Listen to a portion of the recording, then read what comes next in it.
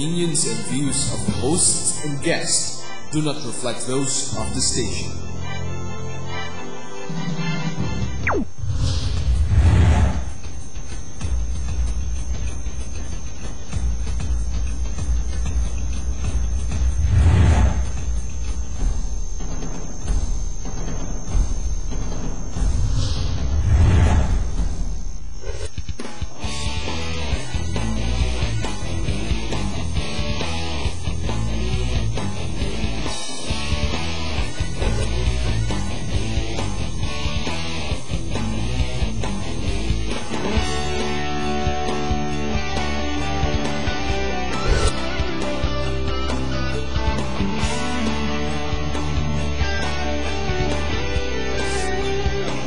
You are what you watch.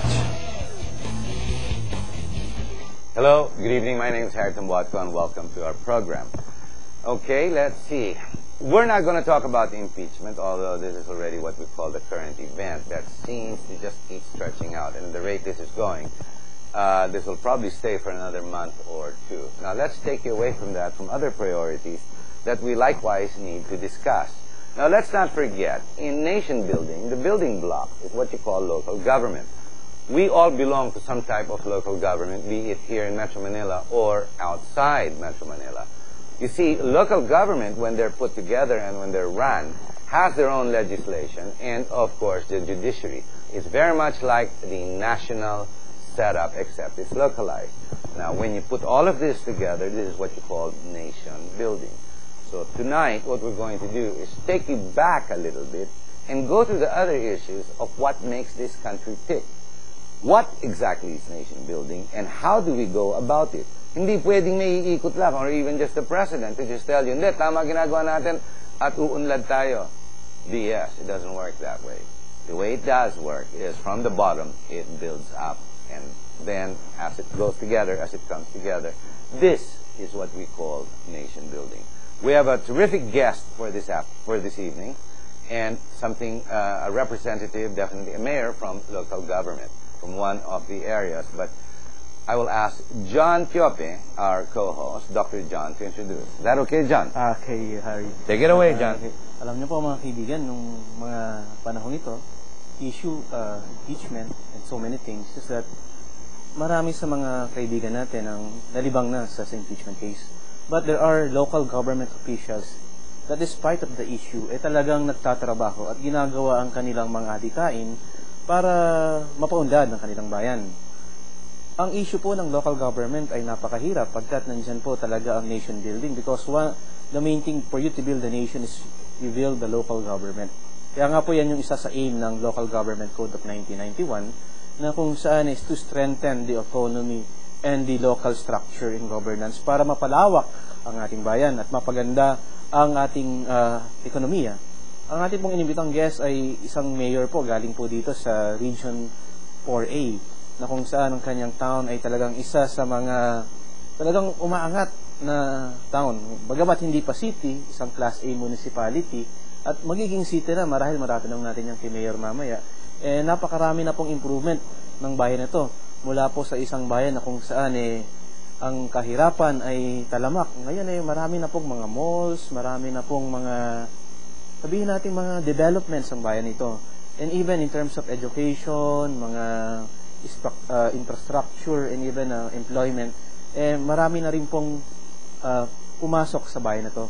At sa kasalukuyan po yata, ang linggong ito ay piyesta ng kanilang bayan, ang bayan ng San Pedro, Laguna. Siya po ay naging mayor for, I think, for so many years in public governance, mga 20 years na sa local government. At ang ating pong guest ay walang iba kundi si Mayor Calixto Katakis. Magandang araw, Mayor. Good day, Mayor. Good day. Araw din sa inyong lahat. Siguro, Mayor, ganito, no? Kung umpisahan natin, kamusta na ang San Pedro, Laguna? Ano ba ang estado ng San Pedro, Laguna ngayon? Ang San Pedro, Laguna ngayon ay isang first class 1A municipality sa lalawigan ng Laguna. And hoping that within the year, pwede na kami maging isang component city. Kasi nasa third reading na kami sa House of Representatives. And very soon, patungo na sa Senado yon. Paano po ba yung pagkakaiba ng 1A city sa meron bang 1B? Wala naman. Yung 1B Hindi- municipality? Kasi ang San Pedro ay nasasatisfy namin ng mga requirement doon ng isang city based on income, population. Short lang kami ng konti sa land area. You know, Mayor, I'm from Cabuyao, no? My family comes from Cabuyao. Yung bata pa po ako, I remember driving my grandmother, no? Nakatira kami sa Harrison, sa Pasay. Dinadaanan ko pa yung National Road, wala pang SLEX nun, The growth of San Pedro is phenomenal. When I drive there, I was just there last week. I had to visit some other area. And the population is just as thick as Muntinlupa. Your commerce is busy. Your agriculture is just as busy. But what I've noticed talagang phenomenal, yung rise is development of residential. Talagang everywhere. Tsaka ang gaganda ng mga, these are all modern type housing, made affordable, smaller sizes, pero may maliit na maliit, may malaki rin. Tsaka high-end villages, correct me if I'm wrong. Yeah. Tsaka pinasukan na kayo ng mga malalaking establishments, malls, theaters. Parang hindi ka na, you don't have to leave San Pedro anymore to go to Muntinlupa or Ayala or to go to Makati. Correct me if I'm wrong, Mayor, di ba? Ang maganda pa nga dyan, they even have, may agriculture pa rin kayo. Small portion lang. Kasi the growth, non-agriculture lahat yan eh. Iba na ngayon, ang growth nyo talagang residential, industrial. Correct me if I'm wrong. San Pedro ay Ano ba, dormitory Mayor, town. yung pinaka makikilala yung San Pedro? Kung yung Paete sa Laguna, sa mga wood carving, ano yung meron ng San Pedro? Ang San Pedro ngayon ay kinikilala bilang Sampaguita capital ng Pilipinas. Sa inyo ba nanggagaling yan? Sa amin ang gagawin. Doon nagsimula. Ang Sampaguita. So namumulaklak talaga doon. Namumulaklak. Napakabango ng San Pedro. May tubig, do you have marine culture also? Or you just Meron agriculture? meron kaming along the Laguna Lake. So you have a portion of Laguna Lake. So may marine. Then you also have, I know in the old days, tubuan yan eh. Tubuhan. Tubuan. Kasi taas. Yung bata pa ako, tubuan yan eh. Pero hindi na ngayon eh. Your roads are wider. They're cemented. The buildings in the city, it doesn't look provincial anymore. Para ka lang ng, it's 10 minutes away from Muntinlupa. Yeah. And it looks exactly the same. You have all the high-end malls and whatnot. You were saying, John was saying, you're celebrating a fiesta, tama ba po Yeah, yun? they call it Sampaguita Festival. Wow, ang galing. Alam mo naman, buong Pilipinas, we buy Sampaguita everywhere to put in our cars, di ba? Ano po yung nakikita sa Sampaguita Festival? Actually, meron kaming malaking parade. At meron din kaming mga lay na ipinipresent doon, yung paggawa ng mga Sampaguita lay. Meron din kami mga medallion na ipinipresent. At noong 2009, kami yung naging Sampaguita capital at kami yung nanalo sa Guinness World of Record. In the Guinness Book, Guinness pumasok Book of kayo. Record. What's your population, sir? Ngayon San Pedro. practically around mga 350,000. Kaya lamang ay not by birth but by migration. Migration. But isn't it the same with all the underlying cities beside you? Be it Santa Rosa, Biñan, Cabuyao, Los Baños, di ba? Migration talaga yan, is kinagawin mo yan. But as long as they are registered residents, they are legal residents of your area. Correct me if I'm wrong. Yeah. What is the mode, ano yung commerce niyo doon ang pinakamataas? Actually, ang San Pedro kasi, ang kayamanan namin doon, tao. So services? Services. Kami nagsusupply ng mga empleyado sa industrial site ng Biñan, Santa Rosa, Cabuyao. Pero may industry din po kayo sa San Pedro? Meron din kami mga factory sa amin ng Alaska Milk. Yes, Alaska. Ang laki nun. Malaki, Malaki yun.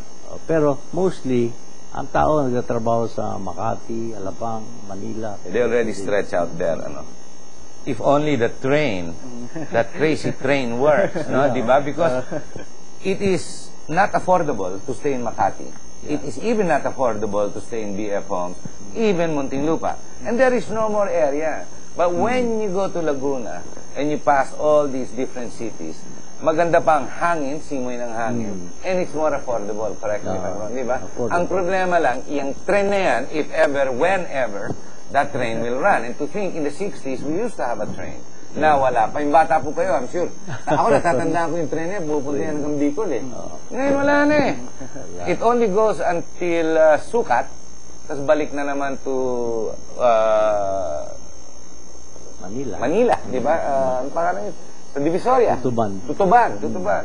And to think that tracks are there. Yun nga lang, kinain ng mga informal settlers, no? Maraming, kamusta po informal settlers nyo? Ang informal settlers namin ay yung galing sa railroad track. I was able to transfer mga 2,000 families Wow. from the railroad track to a NHA resettlement area Within San Pedro din. beside Dasmariñas and San Pedro. So you don't have the density anymore living in the tracks. Wala na. Kasi ang daming mamatay dyan, ha? Headache yan, eh. Naka-ready na kami sa development ng PNR. I wish the other cities beside you would do the same and put attention to that, no? Because it's still prevalent in the other cities. Correct me, di ba po? At least kayo naunahan nyo na. Wow. Ito, Mayor, nung umupo ka, matagal ka na eh. Anong class ng municipality of San Pedro? Nung first time akong mayor, nung 86, when I was appointed by President Cory, ano lang kami, third class municipality. Tapos unti-unting nag-develop, naayos ko yung mga basic services doon. Magkano lang yung ira nyo nung mga panahon yun? Oh, it's 5.6 million pesos. Ngayon, gano'n nakalaki? 476 million. Hoping by next year, siguro 500 million plus na kami. Opo. Pag nag-city pa kami, so magiging doble ang internal revenue allotment ko. Abot na ako ng mga 750 to 800 million. But your San Pedro already generates its own income. Yeah. It's pretty much sustainable on your own already because you already have the people, you have the commerce, and you have the actual resources, the natural resources of the place. Tsaka ang growth is inevitable. South, Miski nung gawin mo, south. Like you said, you're already servicing all the other industrial areas in your place. Sila magiging show window ng Laguna eh. Sila pinaka-start eh, di ba? San Pedro, bago makarating ng Laguna. Because right now, kinuha ko yung services ni Architect Yun Palafox Okay. for urban plan, bagong urban plan, para itatama na talaga yan sa tamang direksyon. In the right direction. Pati yung mga zoning system. Well, there's a problem there with that lake, though. That's if you don't do any, Architect June recommended 26 years ago a spillway which should have gone through Sukat, and local government did not listen to him. And now it's too late because we built the highway in Sukat, and unless you build it above the ground, it's very difficult. And how do you address Laguna Lake when it nagpa-flooding? Because natamaan din po kayo doon. Tinatamaan din kami. Hanggang Santa Cruz yan, tatamaan yan eh. Tinatamaan. Pero yung mga development plans ng Laguna Lake Development Authority, where I used to be one-time manager. How were you? No, it's Nery Acosta. Nakaupo dyan, di ba? Talagang tama lang na lagyan ng karsada yon along the lake, tapos Coastal Road, no? Coastal Road, para ma-block. Correct. It exists, di ba po? It exists. Up from Taytay, Pasig, all around, Taguig no? to Muntinlupa. Kailangan ituloy yun paikot. You mean after Muntinlupa? Sigil Kami na yun. Kayo na yung susunod. Dapat umikot yun hanggang Santa Cruz, tapos balik ka ng Binangonan, ganun. so that you can drive around the lake because it's beautiful. Is there a solution to Laguna Lake when it comes to those fishing, illegal fish pan? Ang dami doon, yung mga kawayan. Pwede namang iayos yun. Kaya naman. Kaya. At least regulate. You can't really take it out because it's still food in the water. Kailangan talaga. Kailangan din yun, but dapat i-regulate. Do you agree with the President yung ginawa niya na tinanggal niya yung siltation, di ba, yung Belgian company, tuloy kinasot Pilipinas, di ba? There was that contract that they were taking out siltation from the water, and according to the Pinoy, you're taking out the siltation from one side and dumping it in the other. Kaya tinigil niya, is that correct? Since you're familiar. Tama rin. Yung road network ang kailangan. How would you do it if you were sitting there I didn't realize you were in the Laguna Lake. Hindi natin kaya ng local funds yan. Masyadong malaki. Malaki. Kailangan. But where would you throw the water? Pag bagsak na Marikina doon, babagsak. Kasi sa inyo talaga popondo yun eh. Oo nga, pero 21 river tributaries ang nakatutok sa lake. Dapat yung mga river, merong filtration doon para ma-regulate natin ang mga pollution. At talagang turuan ng tao. Ito, Mayor, Sa education. Education, no? yung sa usapin ng development, pansin ko kasi sa San Pedro, they are more on the horizontal development rather than the vertical. May plan ka ba sa mga vertical development? Ngayon, kinukonsider na namin yung mga natitirang mga properties sa San Pedro. More on vertical na, mga 4-story high-rise. Mga condominiums. Yeah, it's condominium for the poor. Mga office buildings. Kasi darating ang panahon, sa dami na ng... Yan ang dinidesign ngayon ni Architect Palapo. Kasi ang San Pedro ay very strategic. Una, direct ang telephone facility namin. Hindi kami... hindi long distance. City ang lapit nyo kasi proximity-wise. Kabilang ng Muntinlupa. Malapit. Yun lang ang bayan outside metro halos na... Biro mo, diretso. So, internet yun, tapang din, ang taas. Oo, importante yan. Communication Ito, Mayor, sa usapin ng local government, minsan napakahirap maging local official. Kasi you need to attend all the needs ng iyong mga constituents. At saka yan, araw-araw, makikita mo maraming nakapila sa inyong opisina. Minsan, may iba ba dyan, ang hihingi pa ng mga kabuhayan package, pati mga lahat, gamot, everything. How did you cope up with this? Actually, sa tagal ko dito, is na pag-aralan ko na lahat yung mga basic requirements kung paano i-address. Ngayon nga, 2 hospital ang tinayo ko At nag-ooperate na ngayon. Pagkatapos nag-expand ako ng barangay health centers. Para yung maliliit na kaso, doon na lang sa barangay. Para wag nang pumunta sa hospital. Can you imagine, ang sineserve namin sa hospital araw-araw is 200 outpatient per day. Outpatient lang. Outpatient. Paano kung hindi natin gagamutin yun doon sa kanilang barangay, punta sa hospital. Indigent poor? Or indigent talaga?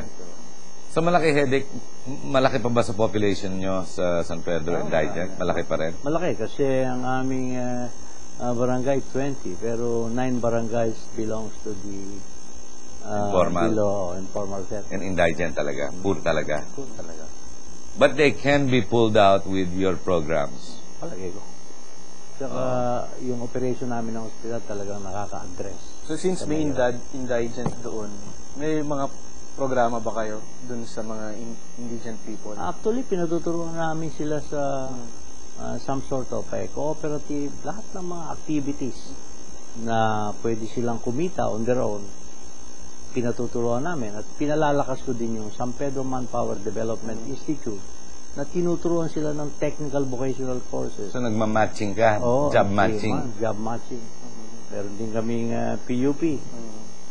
Doon sa Upper Village na kung saan doon nakakonsentrate ang mga... So may education, tuloy-tuloy din sabay ng health. How about peace and order, Mayor? Maayos ang peace and order namin. Hindi masyadong... Yung latest, nakilala ngayon yung Laguna, San Pedro, dahil sa tuko. Bakit ano nangyari sa tuko? Sige nga. Di mo nabalitaan yun? Hindi ko nabalitaan. Kasi dito ko is an endangered species. Pero mo hinuli ng pulis nila yung nagbebenta ng mga tuko. Kapit tuko ang tawag yan. Pag kumapit sa balat mo, hindi natatanggal Pero hindi sa amin ang gagaling. Sa ibang lugar. Doon lang sinesafe yun before bringing... Kasi commercialized na San Pedro. I'm surprised it's still not a city with the commercialization, the commerce that takes place in San Pedro on a daily basis. Anyone in his rightful mind, I dare the viewers, drive to San Pedro, you tell me that's not a city. Hindi ka maniniwala No, because of the density of people in commerce. You have the bigger banks, you have all the franchises of food outlets.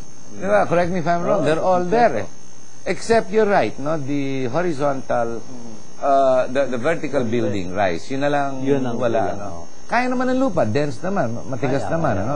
Adobe naman ang basic yan. If June Palafox was there. So pwede. Yun siguro sa vertical development, horizontal. In terms of development, Mayor, minsan you need to sacrifice some people sa development. Siyempre, road widening, may plano ka? Meron kaming mga alternative roads. Magagalit sa yung mga masasagasaan. Paano yun? Nililipat na lang namin yun. Hindi naman namin pwede i-deprive yun. Pero, ang importante, kung patungo na tayo bilang isang component city, hindi na tayo pwedeng makaiwas sa mga new development. Especially na si June Palafox mismo nagsasabi na kailangan lagyan natin ito ng mga alternative roads. Sino naman ang hindi susunod doon. Kasi ang sabi niya sa akin ni John Palabox, the next 5 to 10 years from now, San Pedro, mga 500,000 ang population. Yes, without question. If you look at the graph, because Kaya, Cavite, yeah. Laguna, the growth is exponential right now. How about yung peace and order, criminality? Merong mga petty crimes. Hindi naman mawawala Pero at least, mapalad kami kasi active ang police operation doon. At mabuti nga ngayon, papasalamat ako, nadagdagan ng konti From 67 plus another 20 yata. So at least nakaka-off. Dapat kasi San Pedro, more than 100 ang Kasi sa ratio dapat mas malaki. Sa ratio, sa laki ng Pero dapat subsidize din ng mayor yung ibang budget nun. Marami akong tinutulong sa police. Tsaka suportado ko ang police. Binibigyan ko ng mga patrol. Binibigyan ko ng support. Talagang sinusuportahan ko sila. Kasi kung hindi ko naman makokontrol ang peace and order na isang bayan, walang pupunta rong businessman o ano. Di ba? At saka ang San Pedro ngayon ay nakadesign na sa isang some sort of Zoning ka na kasi. meron kasi kami doon yung sa Barangay Landayan, meron kaming Lolo Uwing. Dinadayo yun ng mga pilgrims. Okay. Every Friday, 25,000. Ano si Lolo Owing, Mayor? Simbahan yun. sa simbahan. Landayan. Pero miraculous. Miraculous. So you have local tourism, Iski Papa? Local tourism, So, dead Christ yun, pero every Friday, 25,000 na napunta. Holy Week nga, 500,000 naglalakad Well, this is a sacred site. Aside from that, ano pa yung tourist area, tourist spot ng San Pedro? Ngayon, meron kaming Top Pilipinas Golf. Nasa amin yung Top Pilipinas Golf. May mga golf course ba sa San Pedro? Isa lang, meron isa. Isn't that Santa Elena? Hindi. No. It's Top Pilipinas Golf. Dating Holiday Hills. Holiday Hills. Matagal na yan, Holiday Hills. So, na-refurbish na ayos. Pero naiayos ko yun. Nung maging mayor ako, na-convince ko yung mga Japanese to manage the golf course. Hanggang ngayon. Ito napapansin ko, Harry, sa criminality, okay naman. Mga accomplishment na nakita ko sa news Wala akong nababalita ang mga sunog halos sa San Pedro. Hindi masyado kasi Hindi dense meron na din kaming nakadikit. dense din. Kailang may naka-ready kami mga equipment Mga fire equipment. Mga barangay namin, meron din silang maliliit na fire trucks. May mga penetrator fire truck. Saka marami kaming water tanker na inaayos. Ang ambulansya ko nga siguro mga 8 Per barangay, meron kayong... may per barangay, pero yung hospital namin, halos 2. Yung iba, pinapan out sa ibang barangay. Madami na pala. Ina-address namin yung Well, gentlemen, we're about reaching the bottom of the hour. We're going to have to take a short break. Ladies and gentlemen, as you can see, our guest, Mayor Calixto Cataquis, is able to portray, to explain to you local government and how it works. It starts with education, security. It's very dependent on what you call competent executive management. It's not all that easy to organize 300,000, 400,000 people, much less work with the national politics and or the budgets. Now, either way, San Pedro, I know because I used to drive in this area. The growth in the last 10, 20 years has been phenomenal. Now, they also have their own tourism. The growth, like I said earlier, was exponential. Now, when we come back, we're going to discuss the other issues of how our mayor guest was able to turn things around and why others fail. And why do some mayors make it and why do others fail? What does it take to be a competent and successful mayor? Stay with us. When we come back, we'll talk about these other issues because after all, our mayor guest has been in government, local government, for the last 20 years. So find out the secrets, know of the answers. We'll be right back.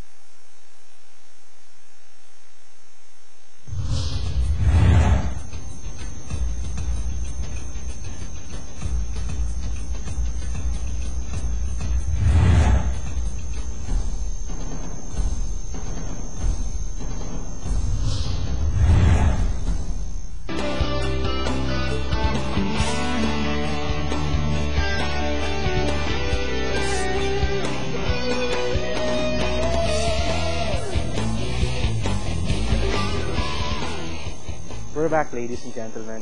Alam niyo po, kanina napag-usapan na natin karamihan sa accomplishment ni Mayor dito sa San Pedro, Laguna. And maybe other mayors are now watching our show. And you could get some tips or some guidelines from Mayor Catapis. Kasi po, I've been also in local governance and local government. Naging konsehal po tayo. Nakita ko rin po minsan yung mga problema ng local government, specifically politics, even the politicking inside the local government. Napakahirap po niyan. Sometimes, if a mayor doesn't have the political will, napakahirap pong i-implement. Ang nakakalungkot po dito, pag ikaw isang local government official, sala ka sa init, sala ka sa lamig, wala kang magagawa yatang maganda. Gumawa ka ng 10 tama, isang beses ka lang magkamali, galit na sa'yo mga tao. Napakahirap po niyan. And even siguro si mayor nararanasan yan. Public service is really a very difficult task. Siguro, kung titingnan natin ngayon ang Laguna at iba pang mga nayon, sa San Pedro, pag kayo nagawin po, from noon hanggang sa ngayon, laki po ng improvement ng San Pedro, Laguna. And sometimes, attitude plays a part in terms of governance, specifically in the local government. Specifically po, pag itong probinsya, labanan po niyan, lehitimo, traditional na pamilya, at dayo, marami pong mga problemang lumalabas pagdating sa local government. And these issues are not written on the book. Usapin ng tradisyonal na pamilya, yung sabihin, mga lehitimo at ang mga dayo, nangyayari po yan. At ibig po yung usapin ng mga paramihan ng angkan na nangyayari. And sabi nga ni Mayor, itong San Pedro, Laguna, marami na ring mga dayo, migrants na pumapasok dito sa San Pedro, Laguna. And in terms of that, sometimes the development of a certain local government is being sacrificed by mere politics. Minsan, pag yung iba sa konsehal, medyo may problema, si Vice Mayor, ganito, may problema, nasa sakripisyo po minsan ang development ng ating bayan. Siguro po, Mayor, ang tanong ko sa inyo, ganito usapin ng sa San Pedro ba, nabura na ba yung tradisyon ng lehitimo at ng dayo? Ay, oo. Hindi na pinag-uusapan ngayon yung lehitimo dayo. Basta importante, yung programa, katulad ko, may programa ako doon, yung San Pedro Roadmap 2020. Okay. Talagang nakikita ng tao na we are on track. At siguro, ang unang-unang barometer doon, ako'y hindi traditional na politiko. At alam naman ng tao doon sa amin. Pero taal na taga San Pedro kayo? Ang nanay ko taga San Pedro. Pero ang What do you mean, sir? What do you mean? Maganda yan, hindi traditional, naiiba. Administrador ako talaga. That's what it takes, a businessman who can see the holistic point of view rather than traditional politics. Tama po, no? Kaya nga, kung makikita mo, ang bayan ng San Pedro noon ay usual. Kung ano yung regular na takbo ng isang LGU. So, nung bumalik ako, after 9 years vacation, pagbalik ko. Tagal, binago ko ang concept. What made you realize that a different idea does not take a traditional politician to run that? Kasi kailangan dito, talagang mayroon tayong definite programs at saka yung policy direction natin. Talagang ayusin natin. Correct. Kaya, nung bumalik nga ako, binayaran ko lahat ng mga utang. First, foremost. Namin sa bangko, mga payables, lahat. Nung mag-zero-zero ko, nag-apply na ako sa mga bangko, malalaking bangko. Kinuha ko yung pinakamalaking magbibigay ng credit line. Correct. Imagine ninyo, nagsimula ako sa Land Bank ng 100 million, PMB 350 million, DBP 500 million. Pero it turns out, pinigyan ako ng veterans bank ng 550 million. Samantalang, ang income ko lang noon is 400 million. So, makikita mo, kung hindi maganda ang potential ng bayan na yun, hindi bibigyan ng bangko yan? Hindi bibigyan. Binigyan ako. Nung binigyan ako, pagawa ko ng bagong-bagong munisipyo. Correct. Na may pagmamalaki namin. Let me show this. Can we have the cameraman focus on these shots? Here are some hard copy pictures I'd like to share with you. This is the new San Pedro City Hall. This is not a municipality. Now, this is not an idea. This is reality. Okay, now, here, what we have here is... Kasi Elemante Emergency Hospital. Yes, this is the hospital. And this is not, again, ladies and gentlemen, hindi image yan. Another hospital. And then we have the second hospital here, the Gavino Alvarez Lying-in Center. Ito po natayo na, and it is already servicing the people. What we have here are basically the roads, Network. the concrete roads and networks of how commerce takes place. You will notice not just the wide paved roads, but the building construction that is taking place. Take heed that these pictures are going to be the exact difference in another 5-6 years at the rate it's going. Here's another set of pictures for you to understand exactly the growth of San Pedro. Let's go to the strategies. One more picture nga pala. No? One more that I really like. I want to show. You propose. No, the proposed, where did I put that? That's, here it is in the bottom. Sports Center. The Sports Center. This is really, ito na ba? Nakatayo na po. Hindi pa. This is what's coming up. One more time, please. This is what's coming up in about a year. Universidad ng San Pedro at saka Yes, because the Sports Center is very important. The ideal, the concept was to put that beside the educational institution, but not limited to the university, but to the residents of San Pedro. Tama po? Tama. That way, we have activities that are good for sports. Let's go to the maganda yung politics, konting politics po. You have already said, kayo nang gumpisa, that there is a difference between traditional politicians, the way they run a city, and as a business. You need to be a good administrator. I agree with you, because it takes a businessman to see the holistic and know what your assets are within. Bigay ka ng bigay ng permit, hindi naman nakakatulong sa'yo, ba't mo bibigay sa kabila? Tama po yun. What examples or what secrets can you share to our viewers? Many of them are mayors in many municipalities all over the country. GNN is from the very north all the way down to the south. Marami po nakikinig din ng local government. What should they do? Because you're already an experienced mayor. You've been there a long time. What can you say to help them? Ang initial law ay kung magkakaroon kayo ng pagkakataong maupo bilang mayor, kailangan ayusin muna natin ang ating financial. Kung may utang, bayaran natin. So hindi pwedeng all-style na Tagalog na ayaw. Hindi pwede. Kailangan magbayad tayo, pakita natin na tayo ay merong direksyon. Yung may iba, paglalagyan. yung iba mayor may utang na, nangutang pa muli Dapat to, mag-ayos muna tayo. Hindi mo po pwede utang. You cannot go forward, period. Tsaka isa pa, we have to pay. Kami, regularly paying kami. Wala kaming... Because how can you grow if you don't pay your debts? Zero credit ka. Kaya nga, imagine ninyo, nung may pakita ko sa Veterans Bank, na pwede ako talagang magbayad ng walang monthly. Yes. Abay, alam ba nyo ngayon, pag ako ay naging city, ang credit line ko, 1 billion na. Then you can go for bigger project. Ako, bigger projects. Pero, yung 550 million credit line, hindi ko inuubos yun. Gumamit lang ako ng 400 million doon. Pero kami, nagdi-deposito naman kami. Nagtatabi-deposit kami sa kanila. So, makikita ninyo, miski anong lalaki ng bangko, pag nakitang ganun ang pag-manage, pautangin tayo. So it needs a smart executive and you need competence for administration. Hindi pwedeng just because you're popular. Aba, hindi po pwede. Popular tayo kung walang pera. It seems the popular government, style of government, is informed. Yeah, this is what our president, our national president, is being hit about. Especially ngayon, nagkakainisan sila ni CJ Corona. No? Is it better to have a competent manager and stern with an iron hand? Di ba na firm? Huwag na natin iron hand. Basta firm. Or yung popular and everybody in the city likes you and they want to get your... Di ba, minsan ganun yung population natin, gusto nila yung kung sino yung popular na celebrity, firma ng... Ang mas mahirap na kasi this is local government. And sabi nga But he's proven it already that it takes competence, not popularity. Kaya nga, the problem there is that marami rin magagalit kay mayor ng mga dati niyang, yung mga kamag-anak mo, syempre, na, kasi, pabor, na maaaring hindi mo bigyan ng pabor. Yun ang una kong ginawa. Hindi ako masyadong nag-employ na kamag-anak.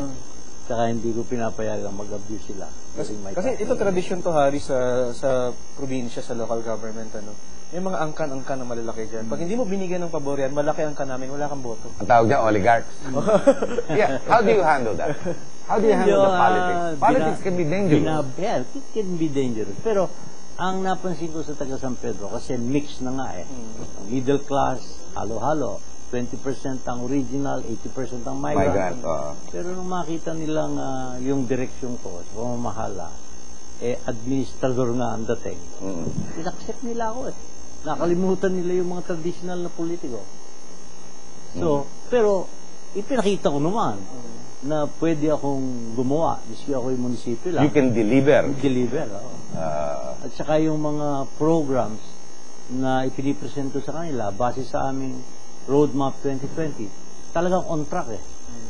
Bago ako nag-apply ng city, inayos ko muna ang mga facilities ng bayan ko eh. So ngayon, nakapile na ako, third reading, Congress, papunta na sa Senate, hoping na itong year na to, ma-approve ako.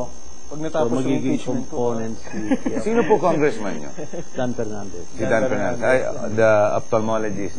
Di ba na-recall po yan eh? I've had him as a guest before. na-recall, yeah. Na-recall pero he was able to fix his residency naman ang issue lang sa kanya eh.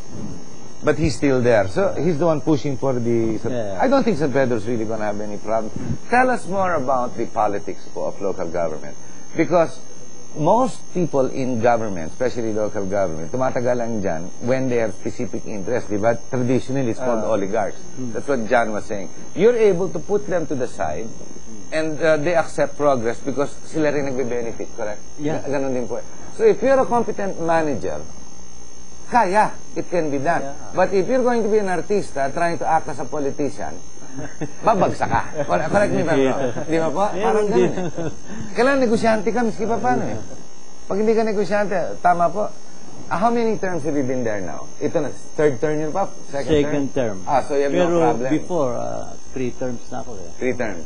Then you have to take a break, tapos balikan na naman. Break ako ng 9 years, hindi na nga sana ako babalik. Nag-LDA siya. Pero imagine niyo, napakahirap bumalik na isang politiko kung a-absent ka ng 1 term lang, 3 years. Correct. Kaya ako nga 9 years absent. Makakalimutan ko. Pero na, they brought you back. Kaya nga, ikaw ng ano nga ako. You can deliver. Oh. What happens if after another, you have this year and then you have 3 more years? You have to plan also kung na mawawala yung mga ginawa mo if you don't have consistency on your plan. You need somebody to take over to finish it. Yeah, to finish it and to follow the program. Specifically, What yung is vision is important, 2020, mayroong program, may roadmap. Correct.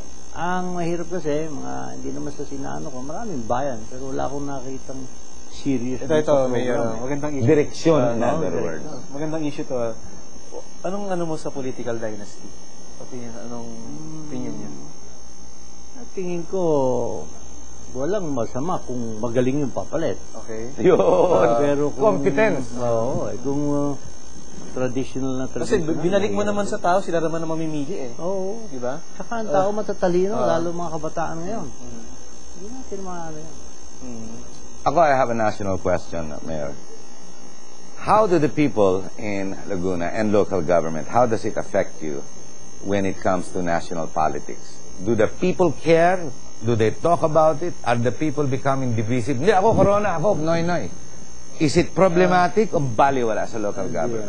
Hindi masyado kasi. Si wala eh. That's what I mean. So, ang nagpapalaki niya, media lang. Media lang nagpapalaki niya. I mean, life goes on. Correct me if I'm wrong. Because in the local areas, ang kailangan dyan, negosyo eh. Kailangan mabuhay araw-araw. So, hindi kayo nagugulaan pagdating sa mga national issues. You're spared from it.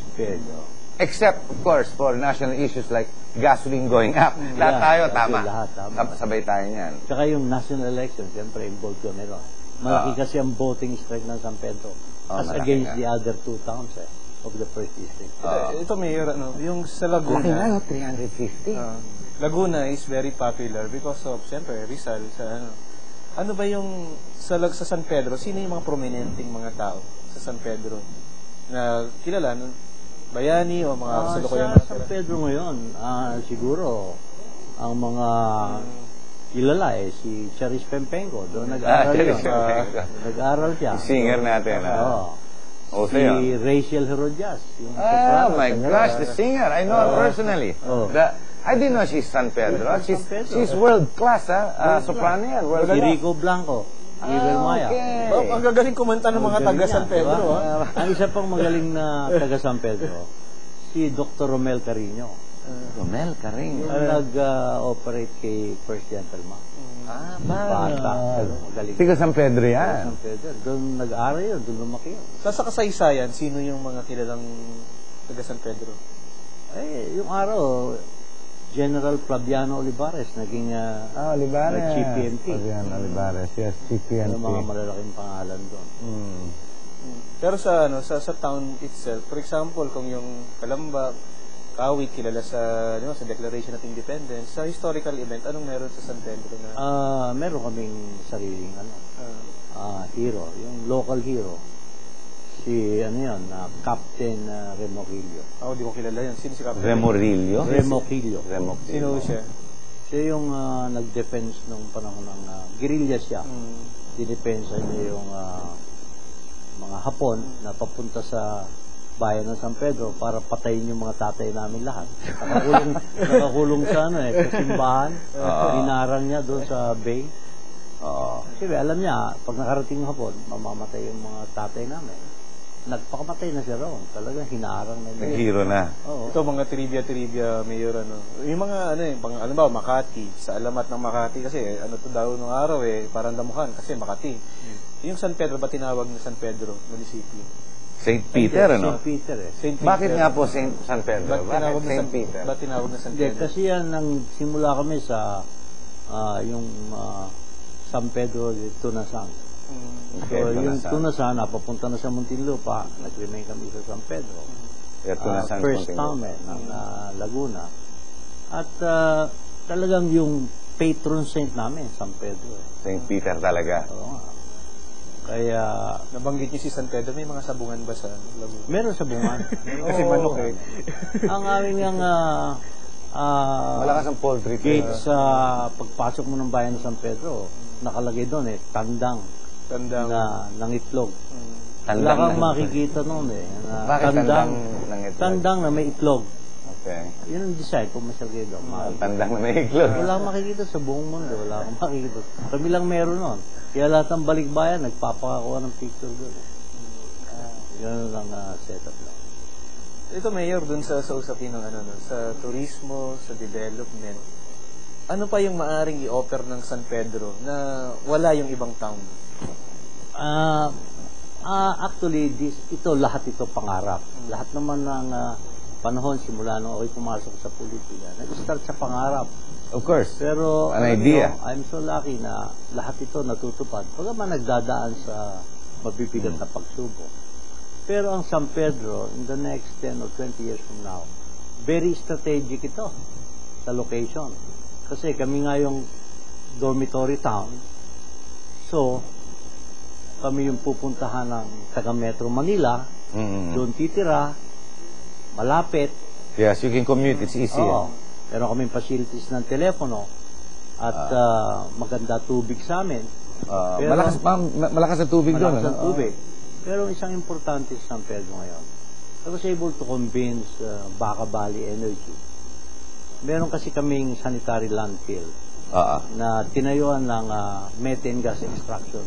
Besides, may energy ka. Energy. So ngayon, 4 plants.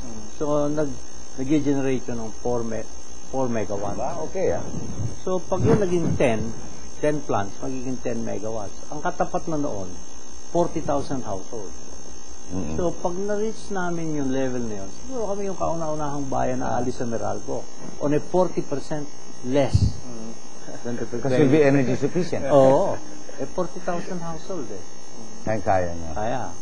Ngayon, pagdating naman doon sa Laguna Lake, pag itinuloy ang development doon, ang pinaplano namin doon, magtayo ng water filtration. I-filter namin ang Laguna Lake water. To clean it. To clean it, potable. Tapos, iaangat yon patungo doon sa may upper portion ng San Pedro, sa tabi ng golf course. Ilalagay na water depot. Isusupply yung patungong Makati, patungong Cavite. Isusupply yun ng Maynila. We will be selling bulk water. Ganun ang pangarap. Ngayon, alam mo ba kung gaano kalaki ang requirement? 200 million cubic meters per day.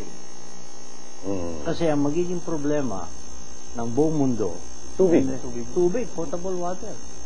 Kaya pag yun ang nangyari, yung aming local water district, magkakaroon kami ng 50 years na sigurado na wala kami problema sa tubig. We better start moving to San Pedro, Parang ganun Diba? We better start moving. Mayor, we're already at the top of the hour, but before we go, I'd like to give you a couple of minutes to invite naman natin mga viewers natin because we have the fiesta coming up, the Sampaguita Fiesta. So I'd like to give you the camera to invite our viewers. We have Mayor Calixto Katakis. Magandang gabi ulit sa mga kababayan ko, lalo na sana'y suportahan niyo yung aming Sampaguita Festival na gaganapin bukas. May mahabang paradang gaganapin simula sa Pasita Complex patungo sa Kabayanan. Lahat halos ng sektor ng mamamayan, mga estudyante ay magpa-participate doon. At bukas ng umaga, 5 o'clock in the morning, andoon na yung umagang kay ganda. Ipipresent na muli ang San Pedro na bilang bayan ng Sampaguita. Ginagawa namin to taon-taon hanggang sa dumating kami sa 2014, which is the 100 years or centennial year ng bayan ng San Pedro, sa kung saan ang lahat ng mga kababayan namin nasa sa abroad, pipilitin namin umuwi at makapag-celebrate naman sila ng fiesta sa aming sariling bayan. Kaya maraming salamat po. Maraming salamat, Mayor. John? Siguro, meron akong natutunan ngayong araw na ito nung makausap natin si Mayor Katakis. Parang hindi pwede yung kailangan. Kailangan. Hindi pwede yung pwede. Kailangan, pwede. Ako hindi ko lang diniscuss. Alam mo ba ang kagandahan ng administrador? Pag ilalapit sa akin ng mga leader ko, drugs, tabla agad. Tabla ka agad. Kasi kung traditional ka, biski pilipit, sige. Okay, areglohin natin. Bahal yun. Pagka drugs, Firm. Doon kayo sa kalabang ko na. Firm na. Kaya nga, Mayor. Ng ulo, hindi ako na-abuse. Kaya nga, Mayor. Kaya nga sabi na, hindi kailangan the will for change. Kaya nga siguro, natutunan natin dito sa ngayong araw na to, yung mga mayor na nanonood dyan. Siguro kung kaya ng isang San Pedro Laguna ang development, kaya nyo rin. Within a certain town na napakaliit ng income ngayon ay lumaki, maring people would say that there would be detractors that would say, wala, political lang yan, wala, ganito lang yan. No, the best evidence is when you go to San Pedro and look at the development. Tsaka nung unang balik ko, nung 2007, yung ba unang desisyon ko, yung Thursday in office, pinapasok ko yung MMDA, giniban lahat ng sidewalk, yung mga excess, giniba. Nagalit siya akin, no. Siyempre, yung sidewalk, ginagawang kalsada. Correct. Giniba yun. Firm. Di pagkagiba, galit siya akin. Ginawa ko naman, pinagawa ko sidewalk, pinalagyan ko pa ng ilaw. It turns out, galit siya akin yung nasa harap. Tuwan-tuwa naman ang nasa harap. Siyempre. Mas marami yun. Siyempre. 2010, pagbalik ko, giniba ako 2,000 families. Okay. Well, we're at the end of the show. Ladies and gentlemen, what do we learn? What have we learned in the last hour? San Pedro is a brand. When you say a brand, it is no longer a marketing strategy. A brand means the integrity of deliverables which are already there. We're not talking of a plan. We're not talking of a promise. We're not talking about an election. Now, lessons learned? Well, competence. Administrative competence is what nation building requires. Local government is not a joke. If you think national government is big, try local. That's as the saying goes. If you think it's difficult in the national government, it can really get dirty and difficult in local. Ladies and gentlemen, yes, this is true. So we hope you've learned something in our program with our guest who has delivered and does not talk about it. Hindi po ito drawing at ginawa na. The pictures I showed you, the buildings are standing. The mayor, our guest, is inviting you to go to the beautiful place, the area of Sampaguita in the Philippines, San Pedro, Laguna. We hope you enjoyed our program. My name is Harry Tumbuatco. On behalf of John and I, maraming salamat po. Thank you very much. Thank you.